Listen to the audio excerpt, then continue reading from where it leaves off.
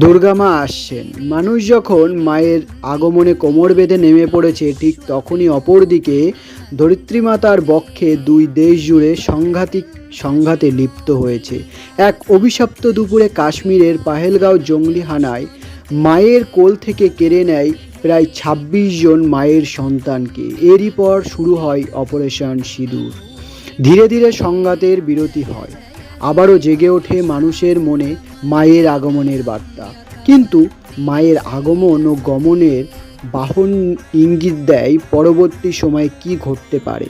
তাই প্রতি বছরই মানুষের মনে এক অদ্ভুত আনন্দের সাথে দুঃখও মিশে থাকে।